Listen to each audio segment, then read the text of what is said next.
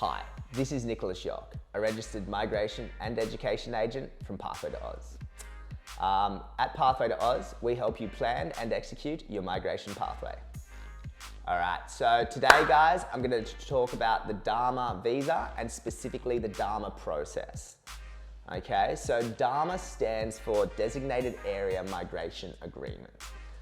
It's a specific type of an employer-sponsored visa. Now guys, before I get into it, please note the information provided is general in nature, and for more specific information about your circumstances, I'd recommend you talk to a migration agent. So look, DAMA, it's great in the sense that when you apply for the DAMA visa or a special type of employer-sponsored visa, you can get a lot of concessions from immigration. So it's very common for applicants to be able to apply for an occupation which isn't on the standard occupation lists. They'll be able to have less work experience requirements. It might also provide a pathway to permanent residency for applicants aged over 45. So many DAMA areas provide a pathway for PR up to the age of 55. So look, currently there are 12 different DAMA agreements in place. This is expected to grow in the future, and each specific DAMA area has their own requirements and occupations that they're looking for. Some of the main ones are the Adelaide or Outer Regional South Australia, Far North Queensland, Northern Territory.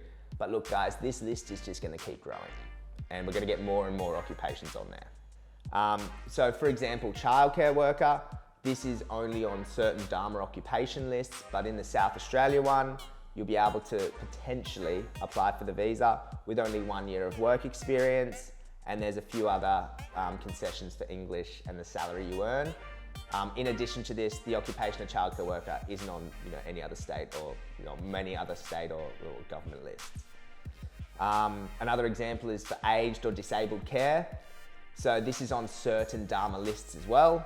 If we look at the Outer Regional South Australia list, you can actually qualify with a relevant Cert 3 qualification and at least 1 year of work experience of at least 20 hours per week. So that's a huge concession. Now the governments do this, or the state or the areas do this because they're really struggling to find employees to fill these skill gaps. So look, what is the process?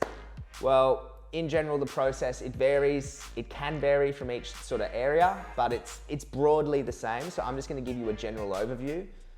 It is still an employer-sponsored visa, so there is still that component to it. But to give you an example, I just want to look through the typical South Australia Outer Regional visa for a 482 visa, explain how an applicant can get a pathway to PR. All right, so Susie, a lovely lady, finished her diploma of early childhood education and care and has 1 year of work experience as a childcare worker. She has been offered sponsorship by a company in regional South Australia, and she knows that this is really her only pathway to PR as she's already 46 years old, okay? So if you look at the Outer Regional South Australia DAMA agreement, you can see it only needs 1 year of work experience. It allows sponsorship under the occupation of childcare worker, not teacher, not centre manager, not even group leader, childcare worker. It requires a slightly lower English level, and there's a pathway to PR up to the age of 55. In regards to the process, look, the main steps, or most of the steps, are actually handled by the employer or their migration agent. So it's very similar to the employer-sponsored visa, but there's a few additional steps at the start. So the first step is that the childcare centre, in this case, or company, whatever company it is, it must undertake the required labour market testing or job advertisements, and then it must lodge a DAMA endorsement. So this is like an application to the specific DAMA area to be able to sponsor applicants. Once the DAMA endorsement has been approved by the DAMA area, you'd move on to step 2, which is applying for the labour agreement with immigration. So once again, this is done by your employer. And then step 3 and 4 is just the next step of any employer-sponsored visa.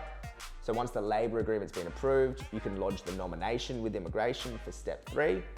And then step 4, you can apply for the visa, okay? So Please note after, for example, 3 years, you might be, or if you've got 3 years of work experience, you might be able to transition onto the permanent employer-sponsored visa, the 186, as would be the case with Susie. Now keep in mind guys, each Dharma agreement has different occupations, has different requirements, so be sure to, if you do have any questions, check your specific circumstances with a registered migration agent. Thank you.